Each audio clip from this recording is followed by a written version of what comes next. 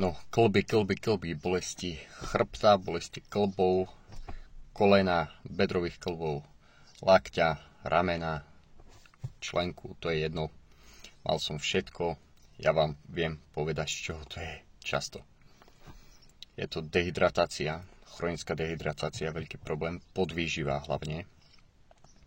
Musíte si uvedomiť, že keď chrbát nefunguje, slabé svalstvo, platničky tlačia na nervy, podráždi nerv, z toho sval ide do krča, neprekrvuje sa, nevyživuje sa, koleno, klby v kolene, bedrový klb, členok, to je jedno.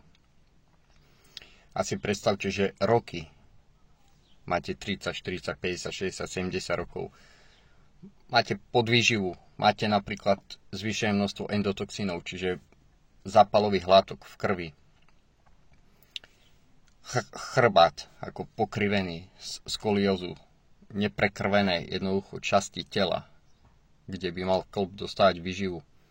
Takže máte klb rovnako ako napríklad zuby, ktoré by sa normálne nemali kaziť, tak máte horšej kvality nie iba zuby, ale aj klby. Čiže pri menšom nemusíte aj nič veľké robiť, ťažko robiť alebo cvičiť extrémne. A tými rokmi jednoducho pri 30 40 začínajú bolieť značne. Výživa je problém v dnešnej dobe. A žiadne také riešenia, že prosím vás, poradte mi, bolí ma koleno, bolí ma bedrový klb, bolí ma, členok a chrbát, platničky, čo na to? Nič na to jedno neexistuje. Ste sa ničili 30 rokov napríklad, podvýživu máte 30 rokov napríklad, magnézia. Takže čo urobíte za, s jednou krabičkou niečoho? Nič. Iba vás oklamú, tu je drahý produkt, kúpte si kurkumín a podobné somariny. Nepomôže vám to. Kurkumín je iba prírodná alternatíva protizápalového lieku.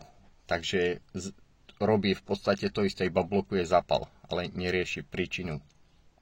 Samozrejme, niekedy potlačiť zápal je ideálne na regeneráciu tela, ale to musí mať to telo už tú výživu, aby malo z čoho vyskladať. Lebo napríklad taká osteoartróza, keď nemá, to je fibróza, čiže nefunkčné tkanivo sa začne tvoriť tam, kde by mal byť kvalitný klb.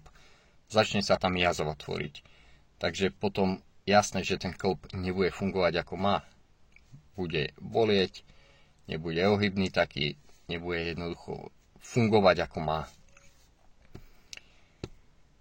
Väzivá klby dlho sa riešia, alebo potrebujú regenerovať mesiace, roky. Takže to je na dlhú trať podľa veku. Samozrejme záleží podľa toho, či robíte, čo máte robiť, či cvičíte, ako máte cvičiť, či máte výživu, ako máte mať výživu. Nič jedno neexistuje. Škoda, mi budete písať otázky, že čo na to. Skrátke sa nedá, videa na stránke janchovanec.com o dehydratácii, tam to vysvetľujem, prečo je to dôležité.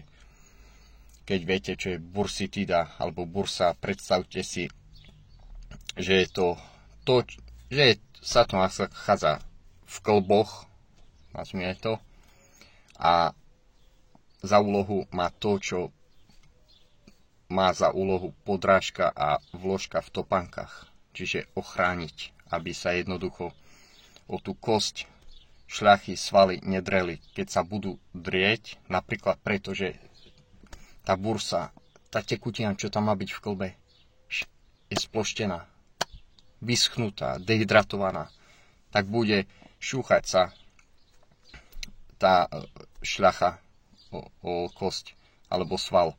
Podráždi sa, začína zápalový proces. Keď máte na to nábeh, točiť sa v blúdnom kruhu zápalu, tak budete sa točiť, tým pádom nebude regenerovať ten klb a tým pádom začne vznikať jazvové tkanivo a tým pádom začne ten problém ako osteoartróza napríklad. Takže dehydratácia je veľký problém.